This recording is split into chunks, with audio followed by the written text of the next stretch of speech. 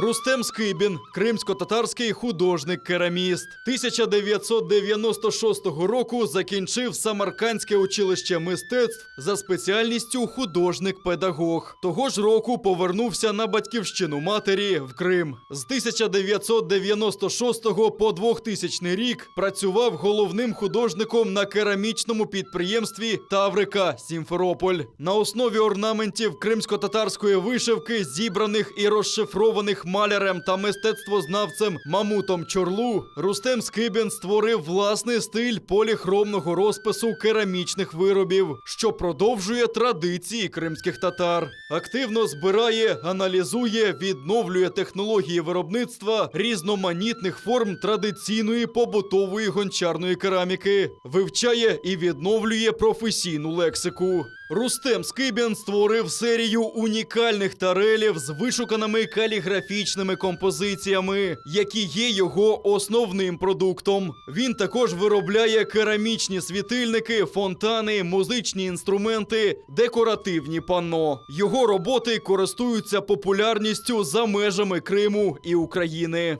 Викладає в Бахчисарайській дитячій керамічній студії «Чолмек-Чилер», в перекладі з кримсько-татарської «Гончарі». У селищі Акрополіс, Сімферопольський район, створив творчу майстерню «Ель-Чебер», в якій виховав таких майстрів, як Айдер Абібулаєв і Асіє Мушурова.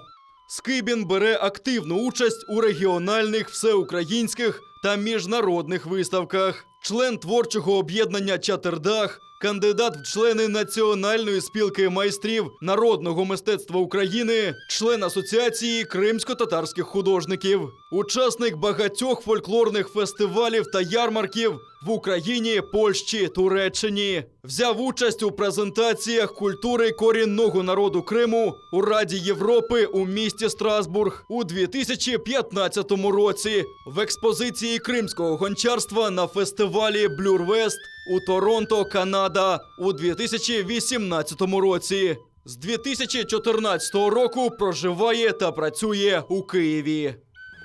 Вітаю, друзі! Меня зовут Рустем Скибин, я художник-керамист, и сегодня я вас познакомлю с историей ремесла крымских татар гончарного и об эволюции гончарного круга, как он появился, как мастер дошел до того, что сегодня мы знаем гончарные круги, которые являются машинами, инструментами для создания керамических изделий. Все вы знаете, что первое важный и необходимый элемент для создания керамического изделия – это глина. И как же мастер раньше догадался использовать эту глину и ее свойства для того, чтобы сделать предмет, который впоследствии будет очень крепким и будет держать температуру, воду и не будет подвергаться механическому воздействию и будет очень стойким. Кусочек глины попал в костер, и при высокой температуре, после того, как костер потух, разгребая угли, мастер увидел, что из этого кусочка получилась очень крепкая, камнеподобная масса, которая уже не боится ни воды, ни механических воздействий на нее. Взяли эту глину в природе. Глины существует очень много, ее очень много разных разновидностей, есть светлые, темные, все это зависит от того, как она будет обжигаться, на какой температуре и для чего она потом будет применяться. Взяв кусочек глины, смочив ее, когда она сухая, мастер начал лепить и формовать изделие. Сначала он это делал просто в руках, вот таким образом, делая простую чашечку, углубление, в которую можно что-то положить. Очень быстро, легко, несколькими движениями, поправляя этот краешек, мастер сделал первую примитивную чашечку, в которую он мог уже набрать воды или зерно и что-то даже приготовить, потому что огонь уже был изобретен. Следующий этап, когда мастер работал, ему нужно было не просто в руках держать глину, а взять какую-то подставку. Он взял обыкновенный камень, опять взял кусок глины и начал на этом камне лепить вот таким способом. У него освободились руки, и он смог обоими руками лепить и формовать изделие. Очень быстро, также подправляя все эти краешки, у нас получается посуда. Если вы обратили внимание, я сейчас при лепке вращал изделие. Если я начну вращать этот камень и лепить одной рукой, то я смогу ускорить. Но из-за того, что у нас трение камня об землю очень невысокое, я для этого беру второй камень и сверху ставлю этот камень. И у меня вращение получается еще быстрее. По мере того, как я, как мастер, обучаюсь, у меня появляется скорость, и в какой-то момент мне становится мало этих камней. Мало этого трения, я беру больший камень, большего размера, и, соответственно, этот камень больше может вращаться, получаются большие изделия, и мне очень легко и удобно с этим работать. Когда я и этот процесс уже осваиваю, мне нужно еще больше какой-то предмет, который бы при вращении мог долго держать это вращение, это называется инерцией. И вот тут придумывают такой маховик огромный. Сначала он был каменный, потом его сделали деревянным. Это условно, все вы знаете, принцип юлы. Когда начинается вращение, если у нас в юле есть точка, которая отцентрована, то предмет из-за центробежной силы по законам физики начинает вращаться и никуда не девается. И вот здесь появляется у нас вот этот маховик, гончарный круг, который приводится в движение сначала рукой, просто как я показал, а потом, чтобы нам сделать более большую скорость и дольше работать, это палка, которая вставляется в отверстие, и вот таким образом мы раскручиваем. Теперь у нас и свободны и руки, и ноги, и мы спокойно, свободно можем работать. Круг у нас крутится, что самое важное и необходимое для гончара. Берем глину, предварительно подготовленную. Глина готовится не очень сложно, ее просто копают в местах, где она хранится, так называемые залежи глины, разбавляют водой, очищают примеси, которые присутствуют в этой глине. Это могут быть камешки, это может быть органика в виде каких-то песочка, камешков. Это все, что очень в последующем будет мешать при работе. Теперь мы немного смачиваем круг. Вода в данном случае у нас используется и как смазка для того, чтобы было хорошее скольжение, и как клей для того, чтобы изделия между собой склеивались. Мы в центр помещаем этот круг, шарик, и теперь отцентровываем.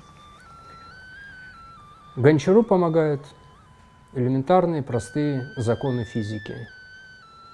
Если мы все в центр сжимаем, то у нас весь этот кусочек глины центруется в самом центре и становится идеально ровным. По мере остановки мы раскручиваем еще и добавляем скорости.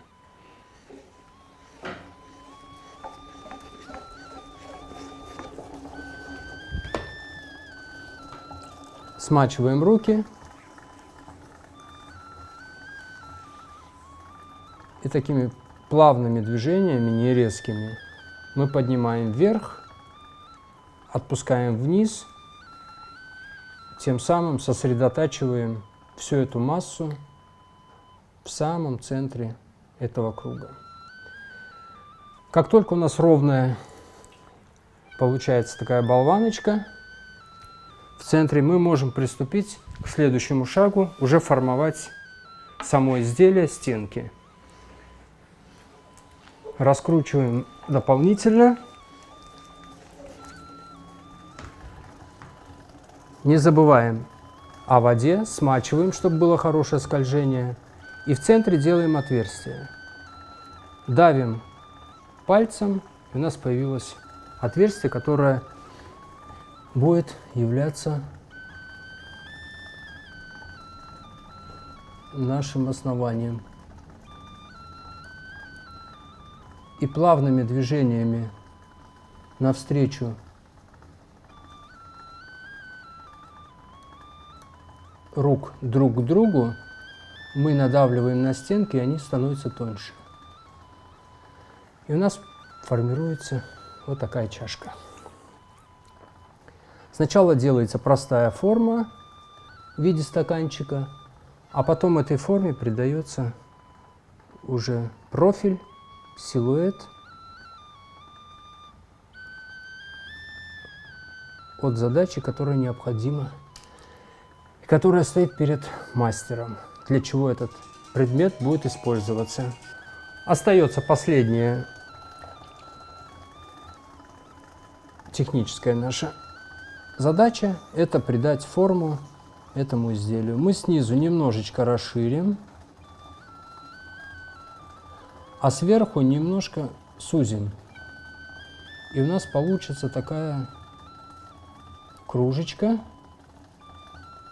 удобная, которой можно будет пользоваться, выпить чай, кофе или кто что любит. Вот такое изделие. Очень простенько и быстро. Крымско-татарская керамика насчитывает многовековую историю. И первые упоминания о керамике датируются, наверное, теми годами, когда уже сформировалось Крымское ханство. И более ранние образцы, которые повлияли на формирование крымско-татарской керамики, они находятся по всему Крыму. На территории Крымского ханства существовало множество мастерских. Практически в каждом городе находились мастерские, которые изготавливали бытовую посуду. Были также большие мастерские, маленькие, наверное, заводы, которые производили хозяйственную керамику и строительную керамику. Это отдельный пласт и отдельное направление. Это трубы гончарные, водопроводные, это черепица, это дымоходы, это всевозможные кирпичи, которые использовались при строительстве. А я вам сегодня расскажу о традиционной бытовой посуде, которая использовалась у нас в быту дома, и каждая хозяйка, каждый хозяин мог использовать ее и готовить в ней. Как я уже говорил, Крым очень богат глинами, и практически в каждом селе есть место, где мастер набирает глину, и на основе этого он может заниматься своей деятельностью, производить эту керамику. Одно из самых больших центров в Крыму это было Кефе, это Феодосия, Керчь, в которой по упоминаниям из торговых записей, это кадяскерские записи, упоминается о таких кварталах, в которых работали гончары. Они назывались по-разному от вида своей деятельности. Например, кассигеры занимались посудой, которая была большая, из закрытых форм. Это кувшины вот такого вида.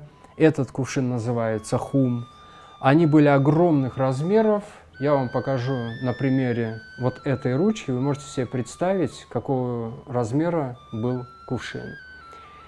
И второй квартал – это кассигеры. Квартал кассигеров изготавливали такую посуду, открытых больших тоже форм, чаш, в которых хозяйка могла наложить суп, жидкие какие-то блюда, либо жареное мясо. И более подробно я расскажу о других предметах, которые непосредственно уже в кухне использовались. Также еще были кварталы потаджи. Пота — это в переводе с крымско-татарского «мишень». Они делали простые вот такие маленькие формы, их было в большом количестве, и их как бы так уничижительно называли потаджи, от слова «мишень», что их изделия можно и годились только для того, чтобы по ним стрелять. Вот.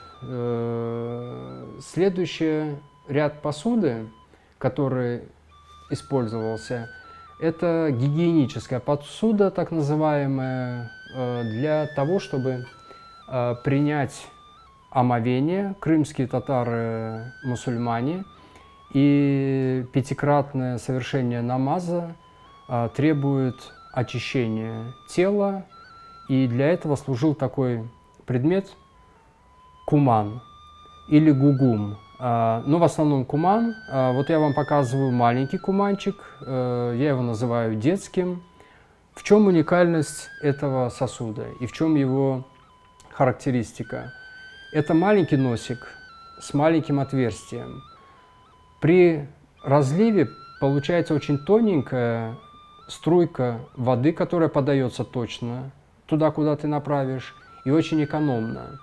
Большое тулово, в котором хранится эта вода, узкое горло, что не дает возможности ей пролиться, и большое широкое горло. При наливании его там с ручья или с родника воды быстро наполняется этот сосуд.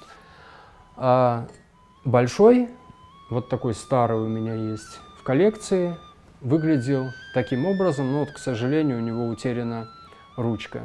Вот эти два кумана, которые сохранились и находятся в моей коллекции. Также из этого разряда есть такой предмет, который называется мангал. Мангал вы все, наверное, слышали, все знаете. Это предмет, в который укладываются угли. И вы зададите вопрос, зачем керамический мангал? Если мы берем омовение, то очень холодной водой не очень приятно и комфортно это сделать. Нам нужно подогреть эту воду. Мы засыпаем сюда угли и сверху ставим этот гугум, куман, который подогревается, и у нас постоянно под рукой теплая вода. Также столовая посуда, я вернусь назад и расскажу о кузе. Это вот один из таких предметов. Что в нем делали, как его использовали. Это, говоря нашим современным языком, это холодильник. В него закладывали мясо до верха, заливали его жиром, чтобы воздух не попадал, и закапывали в землю, либо оставляли в погребе, в каком-то прохладном сыром месте, где это мясо могло храниться очень долго. Также в этих сосудах солили овощи, всевозможные помидоры, огурцы, капусту. И в зимний период могли получать витамины с этим продуктом. Это вот куза. Еще серия небольших предметов. Этот, например, называется май-бардах. Май – это масло. Бардах – это собирательное название посуды керамической в целом, которая имеет такую закрытую форму. У нас есть ручка удобная, ушко на 2 пальца удобная, и маленький носик. Тогда, когда мы используем масло или жир, мы его растопили, и тонкой струйкой мы можем полить какое-то блюдо с помощью вот этого носика. Еще один вид бардаха, к сожалению, у него утерян венчик и горло. Это сосуд, в котором хранили, разливали молочные, кисломолочные продукты, делали кефир, йогурт. И вот после того, как в него закладывали молоко, его можно было оставлять, и он долго хранил. Еще один из видов бардаха – это вот такой чуть побольше сосуд для молока и кефира. А этот сосуд называется сураиль.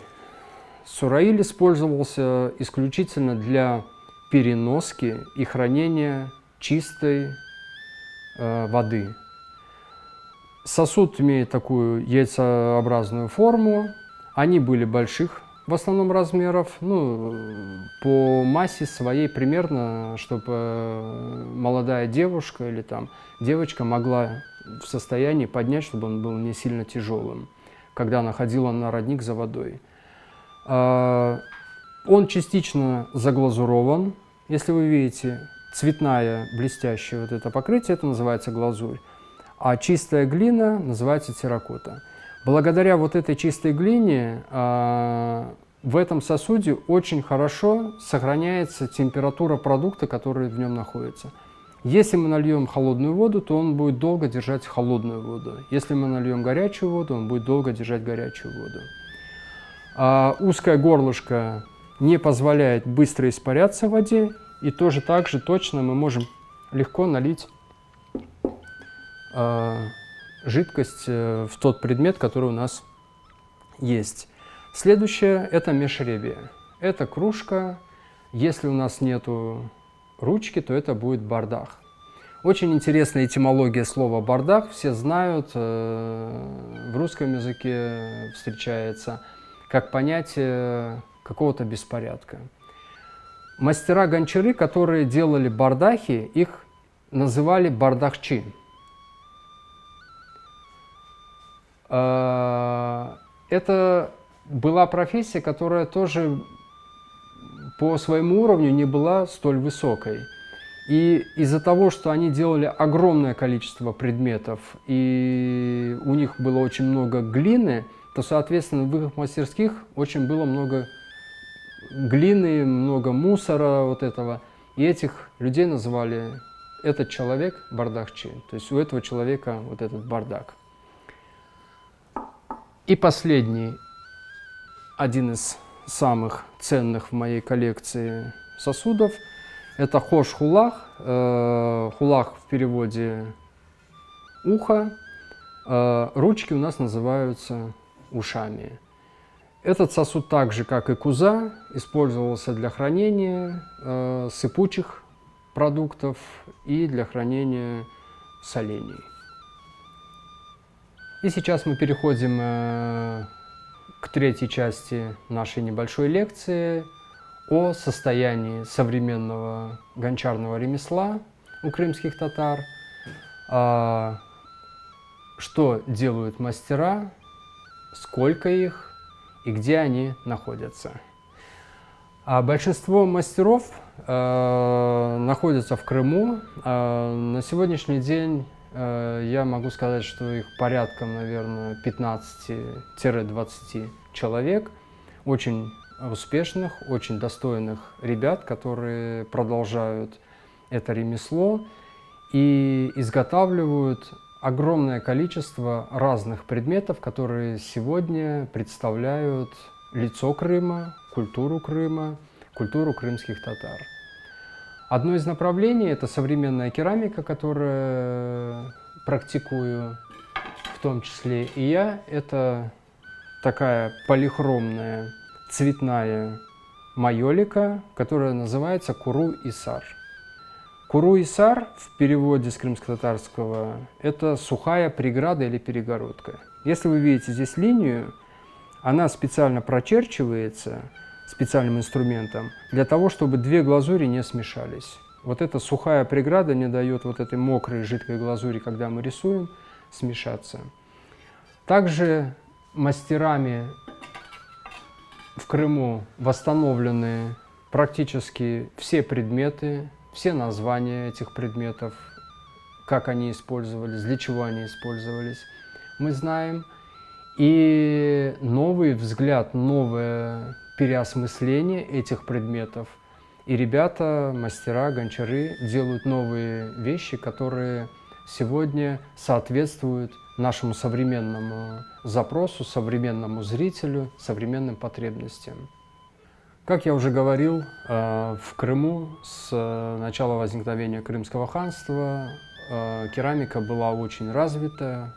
В каждом селе были мастера, в каждом селе были центры, которые изготавливали посуду для нужд этого региона, небольших поселков, городов, и даже экспортировалась за пределы Крыма эта посуда. И в 1783 году, первая аннексия Крыма, происходит большой исход местного населения крымских татар из Крыма, и все ремесла приходят в упадок. Керамика – это один из таких предметов, который очень хрупок, и он не так ценен, как, например, металл. Поэтому керамика начинает быстро угасать, пропадают мастера, появляется большой импорт новой посуды, которая изготавливается в других центрах фабричная, и она заменяет полностью практически всю керамику, и крымско-татарская керамика забывается и становится не такой популярной, ее становится намного меньше. В 1944 году происходит депортация всего крымско-татарского населения из Крыма, и крымских татар депортируют в Среднюю Азию и в другие республики Советского Союза, в которых практически на 70 лет прекращает существование такого понятия, как гончар, и появляется новое понятие, как керамист.